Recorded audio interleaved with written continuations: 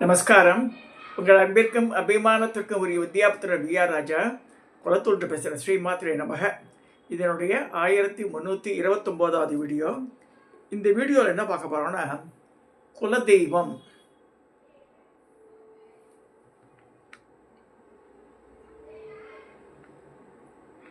தர்மசாஸ்திராவை வச்சிருக்காதுல but ஜென்ரலாக குலதெய்வன்ற topic நிறைய பேசுங்க நிறைய பேர் திரும்ப திரும்ப தான் பேச அரைச்சமாக தான் அரைக்க வேண்டியிருக்கு.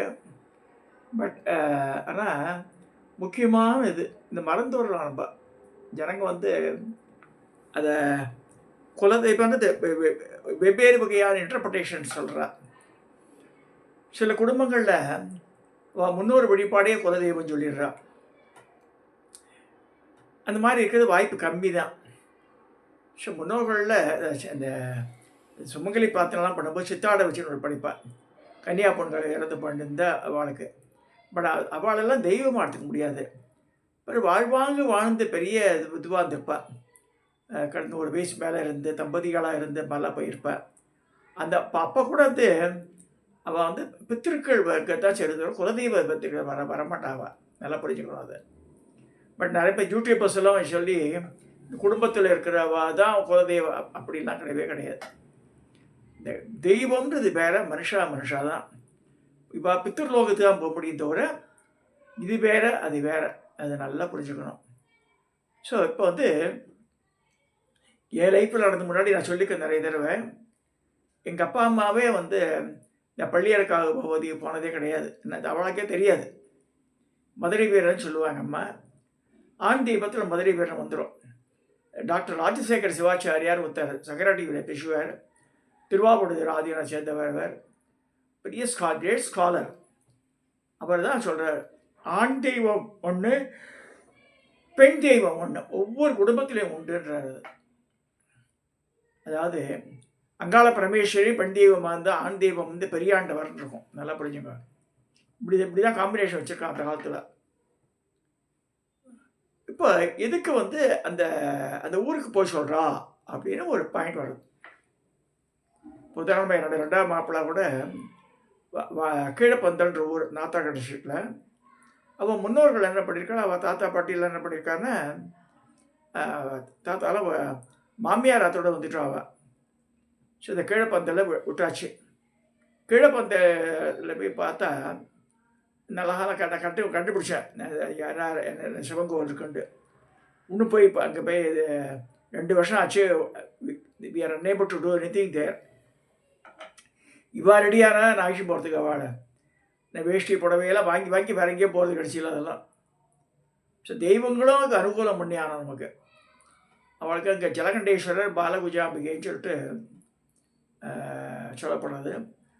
பிடாரி அம்மன், பீடஹாரி அம்மன், அதுதான் கிராமத்து தெய்வம். இந்த கிராம தெய்வங்கள் தான் குலதெய்வமாக இருக்க முடியும். நல்லா புரிஞ்சுக்கணும். சில இடத்துல முனீஸ்வரர் இருக்கும், அங்காள பரமேஸ்வரி இருக்கும், இந்த செல்லியன் இருக்கும், பொன்னியம்மன் இருக்கும். அப்போ என்ன சொல்லிட்டாருன்னா, சீவச கோத்திரம் எல்லாம் எங்களை வெங்கடாஜலபதி விடுவாள். வெங்கடாஜலபதியாக யாருக்கும் குலதெய்வமெல்லாம் இருக்கவே சான்ஸே கிடையாது. எஸ்பெஷலி ஸ்மார்த்தாளுக்கெல்லாம் என்ன சொல்லியிருக்காங்கன்னா, பெருந்தெய்வங்கள் அது இருக்குது, கண்டே உங்களுக்கு ஒன்றுமே தெரியல அப்படின்னு இருக்கும்போது வெங்கடாஜலபதி சரண்டர் ஆகிடுறாரு சொல்லியிருக்கா.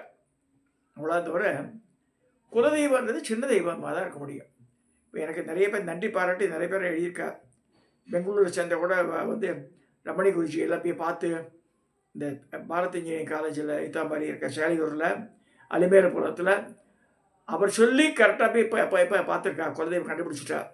அது சிதம்பரத்து பக்கத்தில் போய் பார்த்து அவள் தேங்க் பண்ணி அமைச்சிருந்தேன் எனக்கு. இதெல்லாம் எதுக்கு சொல்ல வரேன்னா, குலதெய்வத இம்பார்ட்டன்ஸு அது காத்துட்டே இருக்குமா. எனக்கு அது மாதிரி ஒரு வாக்கு ஒரு 30 வருஷத்துக்கு முன்னாடி 3 தலைமுறையாக உங்கள் காத்து வாசலில் வைக்கிறேன், யாருமே கூப்பிடடா கண்ணா, நீ தான் கூப்பிட்ட, நான் வந்தேன்ற அம்பாள். அம்பாள் எனக்கு எப்படி வந்தான்னா, இப்போ நான் சொல்கிறேன் சத்தியமாக நடந்தது. எனக்கு 3 தலைமுறையாக உங்கள் வீட்டு வாசலில் இருக்கும்போது யாருமே கூப்பிடல, நீ தான் கூப்பிட்டேன்ற. இது தெய்வ வாக்கு தானே அது. அப்போ நம்ம எப்பேற்பட்ட புண்ணியவான். நம்ம அம்பாலே நம்மளை தேடி வைக்கிறோம். அப்போ இந்த குலதெய்வத்தான்னு சொல்லும்போது தர்மசாஸ்திரா சில பேருக்கு இருக்கும். பூர்ண புஷ்கலா சமேத தர்மசாஸ்திரா. குலதெய்வம் குலதெய்வம் தன்னுடையவர்களை ஒருபோதும் கைவிடாது. சித்தர்கள் சொன்ன மிக ஆழமான வெறி என்னவென்றால், குலதெய்வம் என்றும் கோபப்படாது, ஆனால் காத்திருக்கும் தன்னுடையவர்களை தன்னை ஒரு முறை திரும்பி பார்க்கும் வரை காத்திருக்கும். அப்புறம் 5 தடவை நான் போயிட்டு இந்த பள்ளியிறக்காவு பகவதி பார்க்கறதுக்கு நமக்கு சான்ஸ் தரா இல்லையாவா? பிளேஸ் ஐடென்டிஃபை பண்ணியாச்சு. We should follow it. முதல் தடவை போகும்போது வடக்காஞ்சேரி போயிட்டேன் நான். WA திருச்சூர் பக்கத்தில். அப்பா சொல்கிறா கம் டு ராங் பிளேஸ்ன்ட்டான்ட்ட. அப்புறம் என் மனைவியோட சண்டை போட்டாங்க, வர வேலையில் உங்களுக்கு பண்ணிட்டு. அதுக்கப்புறம் 5 வருஷம் ஆச்சு. வடக்கஞ்சேரின்னு பாலக்காடு பக்கத்தில் இருக்குது. ஸோ நல்லா இதுக்கு சொல்ல வரேன்னா, ஆற்றுல இருக்க பெரியவாளை கேட்டு இந்த நம்மளுடைய பூர்வீகம் எது தெரிஞ்சுக்கணும். முதல்ல பூர்வீகத்தை போய் மண்ணை மதிக்கணும். ஒரு முறை திரும்பி பார்த்து விட்டால் திடீர் வழிகாட்டுதல் கிடைக்கும். 1, முக்கிய முடிவுகளில் சரியான திசையை காட்டும். தடைப்பட்ட வேலைகளில் எளிதில் நடக்க ஆரம்பிக்கும். உங்களை சுற்றி பாதுகாப்பு வளையம் உருவாகும். அனைத்தும் அதிவேகமாக நடக்கும். அதை நீங்களே கண்கூடாக பார்ப்பீர்கள் சொல்லப்படுறது. சித்தர்கள் வாக்கு அது. நல்லா படிச்சுங்க. நான் சொன்னதெல்லாம் என்னோட வாக்கு இல்லை, சித்தர்கள் என்ன சொல்லியிருக்கான்னு சொல்லப்படுறது. எனக்கு இந்த வீடு 2001 வந்துட்டோம் நாங்கள். இப்போ நான் சொல்கிறேன், அம்பாளுடைய அனுகிரகத்தினால கிடைச்சது வீடு. சௌபாகியான்ற பேர் அம்மாஞ்சி சாஸ்திரின்றவர் 98 வயசு. அவர் தான் செலக்ட் பண்ணார். பசங்களாம் வெட் கிரேடரை கூட செலுத்துது. சௌபாகியா லட்சுமி நமக்கு முதல் நாமாவளியே மாதங்கீழ தான் வரும். சம்பாளை அமைச்சு கொடுத்துட்டா வந்தாச்சு. இப்படி இருக்குது. நான் ஆற்றுல வந்தோம்னா ஒரு என்னவோ தகராறு நடந்துட்டுருக்கு. அப்போ ரமணி குறிச்சி சொல்லி என் மனைவியிட்ட கேட்டார். வெள்ளை குதிரை இதை பட்டையாக உப்புதி போட்டு கையில் அருவாளோட இருக்கிறார். யார் மதுரை வீரனா யார் ஐயன் ஆறான்னு கேட்டார். மதுரை வீரன்னா ஒரு கல்யாணம் ஆகி எத்தனை வருஷம் ஆச்சு? 25 வருஷம் ஆச்சு. ஒரு நாளாக பொங்கல் வச்சியா? நான் இல்லைன்னா. கொல்லை பக்கத்தில் போய் கிணறு இருக்கா? இருக்குது. மரங்கள்லாம் இருக்கா? இருக்குது. 3 செங்கல் புதுசாக வாங்கி அதை அபிஷேகம் பண்ணி மஞ்சள் விபூதி பட்டையெல்லாம் அடித்து பொங்கல் வெயினார். அதுக்கப்புறம் 3-4 வருஷம் வச்சாகும். அப்புறம் மாடியில் பண்ணி கிளப்பி நைவேத்தியம் பண்ணிவிடுவோம். மாதிரி ஆச்சு. இதெல்லாம் இதுக்கு சொல்ல வரேன்னா, அது ஆரம்பிச்சுக்கும் போது ஆரம்பித்த உடனே சில பிரச்சனைகள் சால்வ் ஆச்சு. எனக்கு 1 or 2 இயர்ஸில் கருங்கல்லையே பண்ணிட்டேன் நான். ஒரு அடி உயரத்துக்கு மேலே இருக்கும். இந்த மதுரை வீரர் நடுவில் கையில் வாளோடு இருக்கும். வெள்ளையம்மா பொம்மி இந்த யூ ஷேப்பு தலைகளை நிற்க வச்ச மாதிரி இருக்கும் அந்த கருங்கல் விக்கிரகம். ஈசான மூலையில் அதான் இருக்குது. முதல் சன்னதி என் காற்றுல தான். தனி கோபுரத்தோடு இருக்குது இப்போ. அதுக்கு அடுத்ததாக பகவதி பள்ளியிறக்காக போது இரணிகா பரமேஸ்வரர் தலையை வச்சு பகவதியாக பிரதிஷ்டை இருக்குது. அதுக்கு அடுத்து சௌபாகிய கணபதி 3 சன்னதியாக கட்டிச்சிருக்கு கீழே. அதெல்லாம் கட்டுறதுக்கு முன்னாடி 6 அடி உயர ஷவரு அந்த கார்னர் இருக்கும். Nobody knows what is inside. ஒரு சமயம் 20 வருஷத்துக்கு முன்னாடி ரோட்டில் ஒரு முட்டாசுக்காரன் போயிட்டுருக்கான். நான் பால்கனியில் உட்காந்துருக்கேன். கதை கை தட்டி ஐயரே அப்படின்னா, என்னப்பா அப்படின்னு. கையில் அரிவாளோட குறுக்க நடுக்கம் போயிட்டு வரான். மதுரை வீரனா அவன் தான் உங்கள் வீட பார்த்துட்டு காட்டுற. தெய்வம் எப்படி காக்கிறது பாருங்க வீடான்ற. அவன் எவ்வளோ ஜோசியக்காரன் போயிட்டான் அப்படியே. என்ன அவன் கண்ணுக்கு தெரிஞ்சிருக்காது. நம்ம வேண்டிக்கிறோம், நம்ம கண்ணுக்கு தெரியல. ஆனால் அருவமாக அவள்லாம் இருக்கா. அதனால தான் காற்று உள்ளே நுழைஞ்ச உடனேயே மேலே நான் காமிச்சிருக்க முன்னாடி மதுரை வீரனுடைய படம் இருக்கும்.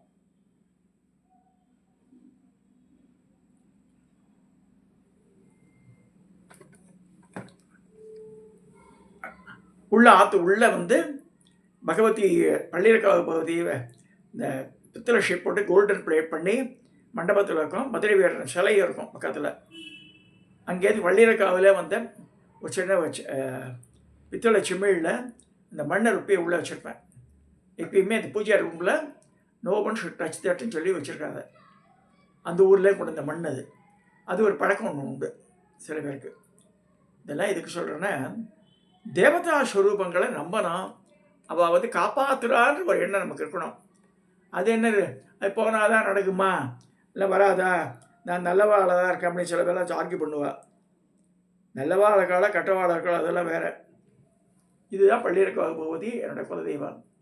தாரூரில் பண்ணியிருக்கிறாங்க. அது படம் வரைஞ்சது. இது ரொம்ப 6 அடி உயரம், ரொம்ப அழகாக இருக்கும். ரொம்ப சுத்த இந்த வழக்குகள்லாம் மாலையாட்டம் போட்டிருப்பாங்க.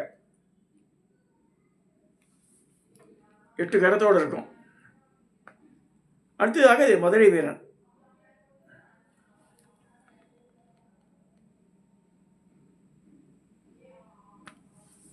முதல்ல கல்யாணம் ஆன சமயத்தில் நான், எங்கள் அம்மா, என்னோடய மனைவி 3 பேர் போயிருக்கோம். பெரம்பூரில் வந்தோம். அப்போ நாங்கள் போயிட்டு பெரம்பூர்லேருந்து ஜவஹர் வந்துட்டோம் நினைக்கிறேன். அப்போ வந்து எங்கள் அம்மா சொல்கிறோம், பழைய மாயவரம் ரோடு இருக்குடா வைத்தீஸ்வரன் கோவிலில், அங்கே வந்து பழைய அக்ரஹாரம் இருக்குது. எய்த்தா மாதிரி திரௌபதி அம்மன் கோவில் இருந்தது. அங்கே உள்ளே இருக்க மாமியார் ஐஷம் இருக்கான்னு சொல்லியிருக்கா எங்கள் அம்மா. ஸோ அங்கே உள்ளே போய் உதிய மரம் இருக்கணும். உதிய மரம் தான் கட் பண்ணிடலாம், தூக்கி போட்டான். கிடையாது, இப்போ பிரம்மாண்டமான கோவில் அங்கே இப்போ கட்டிட்டா. நான் போகும்போது அது மாதிரி இல்லை. ஒரு மாட்டம் கட்டியிருந்தான். உள்ள முத்தாத்தர் முத்துவீர சுவாமின்னு சொல்லிட்டு மதுரை வீர சுவாமி இருந்தது. வெறும் தேங்காய் உடைச்சி 2 வாழைப்பழம் ஒன்றுமே தண்ணி ஒன்றுமே கிடைக்கலங்க. நீ எல்லாமே வீச்சேஸ்வரர் கோவிலேருந்து நம்ம ஒரு பரலாங் 2 பரலாங் நடந்து வாங்கிட்டு வரணும். நாங்கள் எடுத்து மூலமாக கொடுத்து கற்பூரத்தை காமிச்சு அந்த இளநீரை வச்சே நைவேத்தியம் பண்ணிட்டேன்.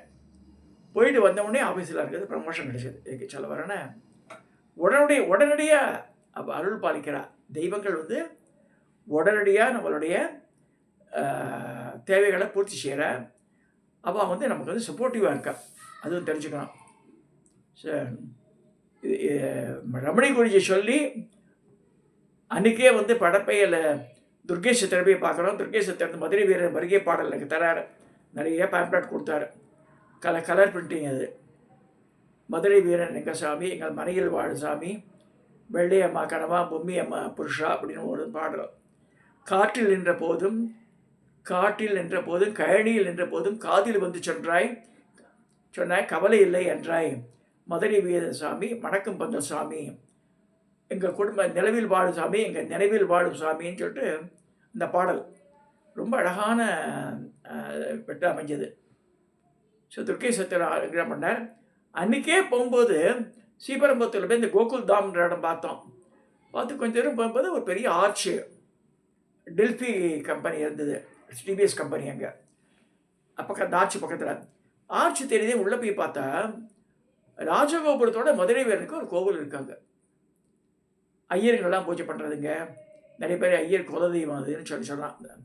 செங்காடுன்ற கிராமம். அது டெல்ஃபி கம்பெனி பக்கத்துலேயே இருக்குது. உள்ள ஸ்ரீபெரும்புத்தூர் டு திருவள்ளூர் ரோடு, அந்த ரோடில் அமைஞ்சிருக்குள்ளது. இதெல்லாம் எதுக்கு சொல்ல வரேன்னா, ஒரே நாளில் 3 இடத்துல அனுக்கிரகம் பண்ணார் அவர். அதாவது தெய்வங்கள் நம்ம கிட்ட போகும்போது நம்ம ஒரு அடி வச்சா 10 அடி முன்னாடி வந்துடுறா. ஸோ குலதெய்வத்தா வழிபாடு இந்த மஸ்ட்டு. தயவுசெய்து ஒரு சீனியர் பீப்புளெலாம் சொல்லிக் கொடுங்க. ஆற்றுல பசங்களை இப்போ இருக்கிற ஜெனரேஷன்லாம் தேராட் ஒரே இடம் போட்டுட்டு, பட் அந்த வயசானவா எல்லாமே, அதாவது நம்ம முன்னோர்கள் யார் யார் பேர், இந்த ஃபேமிலி ட்ரீலாம் போடுறாள் மாதிரி இந்த சுவாமியெல்லாம் எங்கே இருக்குது, எந்த இடத்துல இருக்குது, அதெல்லாம் லொக்கேஷன்லாம் போட்டு இயர்லி ஒன்ஸாக போயிட்டு வாழணுங்க. எங்கேயாவது அது மாதிரி போயிட்டு அந்த மெண்ணம் மிதித்தாலே ஏன் போக சொல்கிறாருன்னா, பெரியவாள்லாம் அந்த இடத்துல இந்த சில ஆன்மாக்கள் உடைய நம்ம குடும்பத்தை சேர்ந்த ஆன்மாக்கள் அங்கே இருக்குமா. அவள் அனுக்கிரகம் பண்ணுவாள். நிறைய பேராத்தில் குழந்தை இல்லை, கல்யாணமே ஆக மாட்டேன்றது, இதுக்கெல்லாம் பெஸ்ட் சொல்யூஷன் இஸ் இந்த வழிபாடு தான். இது நான் திருப்பதிக்கு போகிறேன், திருச்செந்தூர் போகிறேன், பழனிக்கு போகிறேன்லாம் பிரயோஜனம் கிடையாது. ஊரில் சொந்த ஊரில் இருக்கிற அந்த வயக்காட்டுக்கு நடுவில் இருக்கிற அந்த மாதிரி சின்ன சின்ன தெய்வங்கள் தான் குலதெய்வமாக இருந்திருக்கு அந்த காலத்தில். பிடிச்சி அதை தெரிஞ்சுங்க. இப்போ எல்லாமே கூகுளில் எல்லாமே வந்துடுறது. ஸோ அதுக்கு உண்டான வஸ்திரங்கள் எல்லாம் வாங்கி போய் அது பூஜை பண்ணுறாங்கன்னா யார் பண்ணால் நமக்கேன வந்து அவளுக்கு உண்டானதெல்லாம் வாங்கி வச்சு மரியாதை பண்ணணும். அதை கடைசியாக சொல்லி படிக்கிறேன். நான் அரியத்துறைக்கு 40 வருஷமாக போயின்னு இருக்கேன். இப்போ ஒரு சமயம் ஒரு 2 வருஷத்துக்கு முன்னாடியே நடந்து எனக்கு கீழ் முதலம்பேடுன்ற கிராமத்தை தாண்டி தான் போனோம் அரியத்துறைக்கு. அங்கே ரோடு ஓரத்துலேயே ஒரு கோவில் இருக்கும், எல்லையம்மன் கோவில்ண்டு. எப்போ பார்த்தாலும் மூடி தான் இருக்கும். ஒரு சமயம் அன்றைக்கி திறந்துருந்தது. சரி வேனை நிறுத்திட்டு இறங்கி உள்ளே போய் பார்த்தா ரியலி ஷாக்டு. மதுரை வீரனோட சிலை வந்து கருங்கல் சிலை, வெள்ளையம்மாவோட கிட்டத்தட்ட அவரே 2.5 3 அடி உயரத்துக்கு இருக்கார். அந்த அம்மா 2.5 அடி உயரத்துக்கு இருக்கா. அது எப்போதுமா வந்தது. உள்ள எல்லையம்மன் ரொம்ப பெருசாக இருக்குது. அந்த தலையே வந்து 3 அடி உயரம், கருங்கல் விக்கிரகம். அதுக்கு வெள்ளி கவசம் போட்டிருந்தா. இப்போ எடுத்து இப்போ உயரமாக கட்டிகிட்டு இருக்கா. ஒன்று கும்பாபிஷேகம் ஆகலை. எதுக்கு சொல்ல வரேன்னா, 35 வருஷம் கழித்து நான் போகிற ஊரில் எனக்கு அனுகிரகம் பண்ணாவா. அதனால் மேடிட் பாயிண்ட்டு வெனவர் அரியத்துறையில் எந்த ஃபங்க்ஷன் இருந்தாலும் சரி, இந்த எல்லையம்மன் மதுரை வீரனுக்கு வாழ்க்கெல்லாம் மாலை கீழே இந்த ட்ரெஸ் மெட்டீரியல்லாம் கொடுத்துட்டு, அந்த பூசாரிக்கு புத்துணர்வு பூசாரி இருக்கார், அவருக்கும் படத்தை அனுப்பிச்சிட்டு அவருக்கு மரியாதை பண்ணி தான் நான் போய் ஸ்டார்ட் பண்ணுவேன். நான் இதெல்லாம் திரும்ப ஏன் சொல்கிறேன்னா, அட்லீஸ்ட் நம்ம போக முடியல கூட ஒரு 10 ரூபா காசையோ இதை முடித்து வச்சுங்கோ, அப்புறமா செய்யுங்க அதை. ஸோ அதுக்கு கூட இன்னும் கூட வெளிப்பாடு சொல்கிறேன். How for it will be effective தெரியாது எனக்கு.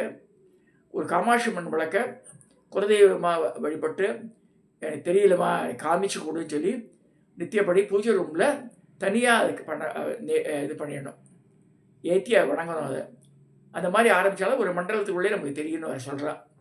அதையும் ட்ரை பண்ணி பாருங்க. பட் குலதெய்வ இடத்துக்கு போகாமல் இருக்காதுங்க. பெருந்தெய்வங்கள்லாம் இருக்கவே இருக்காது. வேறு இந்த சிறு தெய்வங்கள் தான் குலதெய்வம்.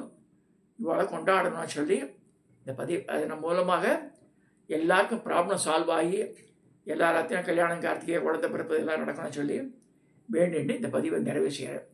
சப்ஸ்கிரைப் பண்ணுங்க, ஷேர் பண்ணுங்க, லைக் பண்ணுங்க.